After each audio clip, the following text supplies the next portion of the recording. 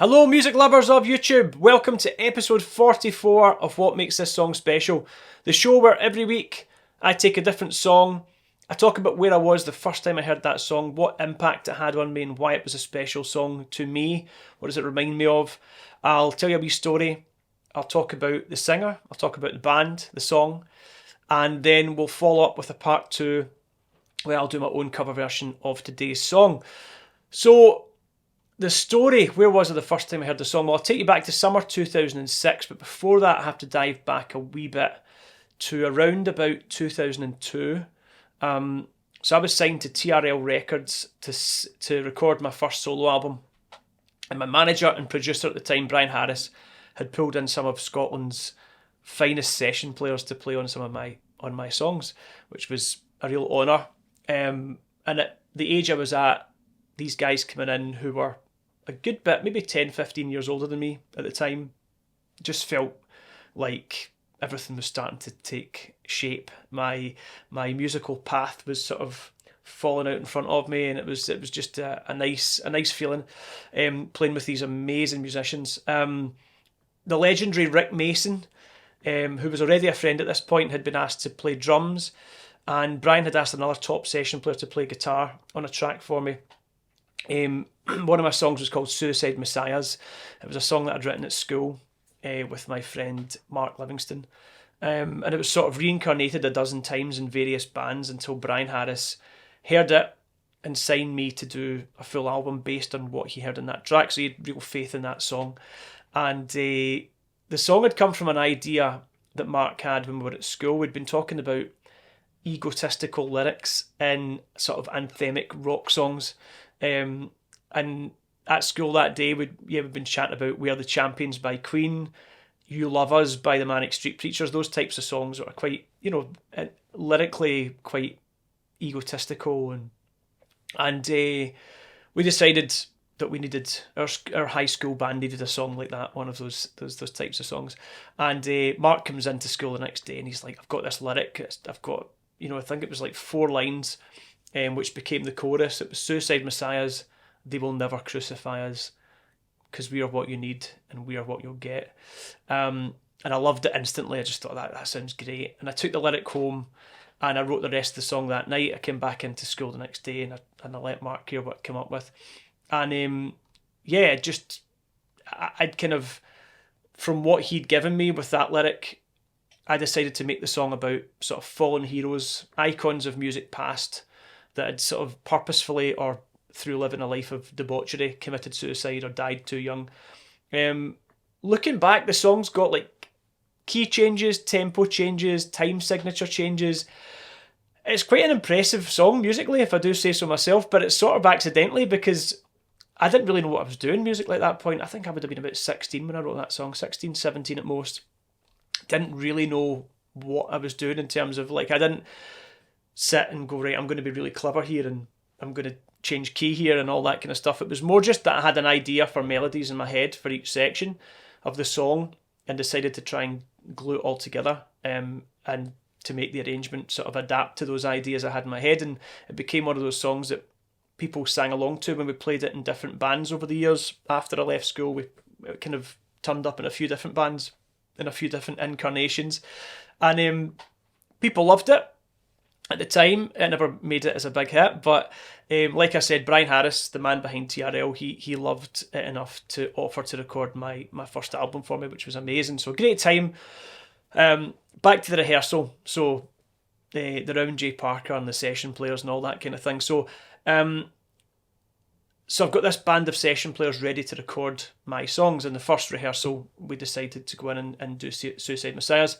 I'll leave a link for Suicide Messiahs. It sounds pretty old now. It's been a long time since I recorded that song, almost 20 years.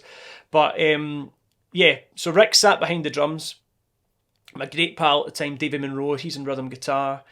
And in walks this guy who has been booked to play lead guitar. So Rowan J. Parker, his name was. And I'd heard stories about this guy, about how good he was, how he taught guitarists at Yamaha and had played on lots of different records. And he walks in, eating like a pasta salad from this petrol station, long blonde hair, looking like something out of a sort of legendary 70s, 80s rock band, a sort of Glasgow version of Dave Murray from Iron Maiden. And I wasn't sure how him and Rick would get on, because they were both quite big names in the sort of Scottish music scene at the time, but didn't really know each other. So we all introduced ourselves. I tried to conduct the ideas I had in my head for how I wanted the song to sound. And there was a kind of awkward, I felt there was an awkwardness between Rowan and Rick, that maybe that was just me kind of picking up on something that wasn't there. But after about 20 minutes of the song not really gelling and we weren't really getting anywhere with it, I sort of tried to break the ice for them, and I said something like, oh, you guys must have a few friends in common, given that you've both been in the music scene for a few years. And that got them talking, and at one point, as me and Davey were kind of just watching on as they were chatting about different people they knew, Rick just says, do you dig the Dan? And Rowan just stared at him, and I had no clue what he was talking about. And Rick repeated himself. He said, do you dig the Dan? Like with this really serious look on his face. And Rowan just replied by playing this incredible riff on the guitar that I didn't recognise at the time. And Rick's face lit up like a little kid at Christmas. And the two of them start jamming through different bits of Steely Dan songs, which is what Rick was referring to when he asked the question, do you dig the Dan? And they got lost in song, completely ignoring me and Davey, who decided just to walk off. We went round the corner to get a drink from the 24-hour shop on Argyle Street in Finniston, at the time where the studio was. And we got back in. We decided to start playing the song again, Suicide Messiahs, and it just happened. Just the whole thing fell into place. It was almost like their mutual love of Steely Dan had managed to just get them to sort of link in some sort of psychic musical connection. And exactly like I wanted it to, the song we navigated the timing changes, the key changes, and it all just worked. And Brian popped his head in at one point for a listen and sort of gave us the thumbs up. That's the one, boys, that's it. So that was it. That was all we did. We rehearsed it that one night for an hour or so. We recorded it a couple of days later.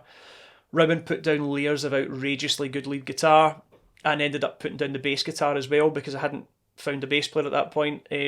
Rick's drums were sensational, as always. We gave it the kind of Queen sound production, not shying away from the sort of Brian May signature guitar sound and the big harmonies, paying homage to my favourite band. I'd worried about this at the time. I'd written the song under the influence of Queen and the Manic Street Preachers, but I didn't want it to sound like those bands. I didn't want it to sound like I just copied them.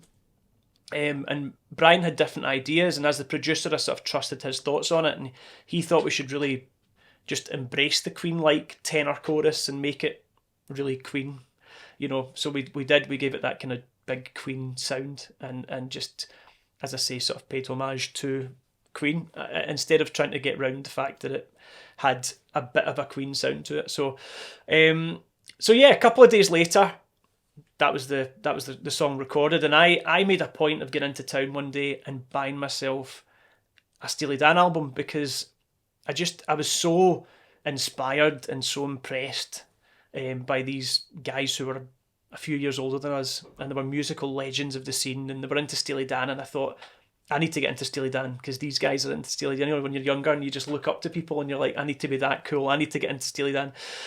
And I bought this kind of like Steely Dan best of CD, and I listened to it, and it just didn't do it for me. I just didn't get it. I couldn't get into it. I probably wasn't ready. In hindsight, I just don't think I was ready for that sound. It was very jazzy, and it was maybe just not where I was at that moment. So anyway, fast forward to 2006. Like I said at the beginning of the story, me and my wife, Linz, we'd just get engaged in Italy in the summer. We came home, and my mum and dad were still over there with my brothers, and so I had the house to myself. Linz went away on a last minute sort of package holiday deal to Turkey for a week with her friend, and I had an empty, as we call it in Glasgow. An empty it means a house without parents, so I decided to have the boys round for a week. We drank, played FIFA, watched movies, ordered pizzas and takeaways, celebrated my engagement in style. And that week, for some reason, I took a second bite at Steely Dan. I bought their first album, Can't Buy a Thrill, and I put it on in the car one morning as I drove to work. Bit hungover, and I just fell in love. I don't know why they hadn't resonated with me, first time round a few years earlier. But the instrumentation, the intricate parts, the chord sequences, just mind blown by this band. Unbelievable musicality. Do It Again, which is today's song, is the first song on the album, and it starts with these like bongos. It's actually, I think it's congas. They're a wee bit deeper. Congas are the big ones that sound a bit lower than the bongos. But so there's like conga rhythm thing happening, and then there's this sort of personification of the 70s that enters in the form of a Fender's Rhodes piano, or certainly a Rhodes-esque sound. It might not have been a Rhodes, it might be a Whirly, or it could be a few things. I know there's like a plastic organ on it later on that Donald Fagen plays. I think it's like a Yamaha something 30, like a famous old kind of plastic organ that he did some really cool stuff with and as a solo near the end of the song. But I think at the beginning, the kind of iconic riff that comes in is it sounds like a Fender Rhodes to me. So yeah, that sound, the sun was shining, I've got my shades on, the windows down in my car, and I felt like I was in a scene from a 1970s American movie. And I listened to the whole album as I drove around in the sunshine, picking up pals for each night's celebrations after work. And the last night ended with me climbing onto the roof of Mearns High School, whilst a load of my friends watched on in amazement. It's like a tough climb sober, but a really impressive and really stupid one when you're drunk, and then fell off the roof. So I fell off the roof of a high school, which was a pretty high fall, high fall, no pun intended. And I sort of landed, I think it was a miracle because I was drunk, I sort of landed and bounced onto my feet and walked away completely unscratched. I wish somebody had caught a video of it because it must have been, hilarious.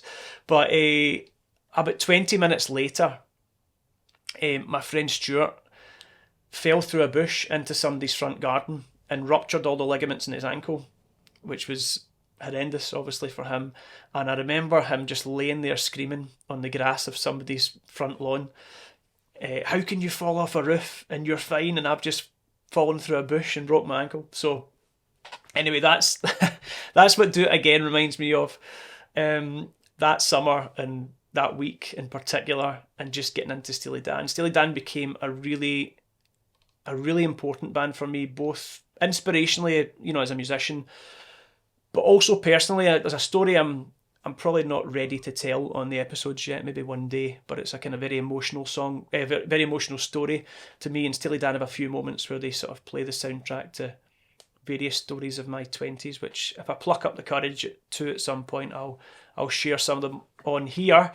But yeah, we always talk about, just to finish off, we always talk about the band or the singer, so a brief bit about Steely Dan. So they were always referred to as a band. They were more of a duo, really. Donald Fagen and Walter Becker, who brought in numerous monsters of the music session world to play utterly ridiculous parts on their songs. So they'd like dozens and dozens and dozens of musical geniuses that would come in and play different parts on songs throughout the years and on all of their different albums.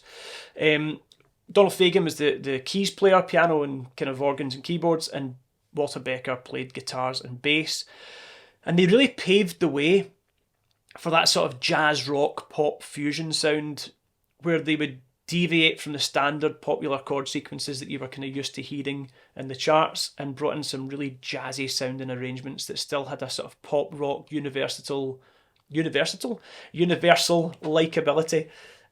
Which is a really difficult thing to do. There aren't many artists over the years that have managed to kind of play with jazz type chord sequences and make a catchy pop song. Sting is obviously a genius of that world as well. Steely Dan, there are obviously others, but those two come to mind. So yeah, I think at first they brought in session singers as well, you know, and the first album features a few different. I can't remember exactly how many different singers, but there are a few different singers on the first album. And then eventually Donald Fagen decided to take over as the lead vocalist. Donald Fagen isn't a fantastic singer. I love him, so that's not a criticism. It's not a criticism at all. I don't think he ever thought of himself as a singer, which is why, as I said before, they brought in session vocalists on the first album. But he grew into being a lead singer. His voice sort of evolved and improved throughout the years, and it really suits the sound of the band. The sound of the songs, just the overall sound of Steely Dan. His voice works for that, you know. And I think he's got a really cool voice, even if it's not a big, powerful, rangy, impactful one.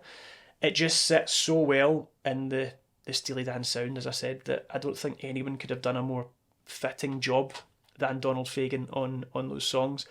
So there's today's song. Kind of two stories really, but the point is that's what the song takes me back to. When I listen to Do It Again, I'm in my car, driving about in the sunshine, summer of 2006, freshly engaged, partying every night with pals, having a laugh, and working on music and just being inspired by great musicians of the past. Sadly, there are just so few people that you could get inspired by these days like Steely Dan. I imagine that must have been a great era to grow up in if you were I wasn't about in the 70s, but if I had been, I think that would have been really exciting, having all these amazing artists releasing incredible historical records every week. So anyway, there's my story for today. As always, please hit the subscribe button, please hit the like button, it really helps get the episodes and get the songs out to as many people as possible. Thanks so much for tuning in. As always, I will follow up with a wee click somewhere here behind me for my version of Do It Again by Steely Dan, and I'll see you next week. Thank you.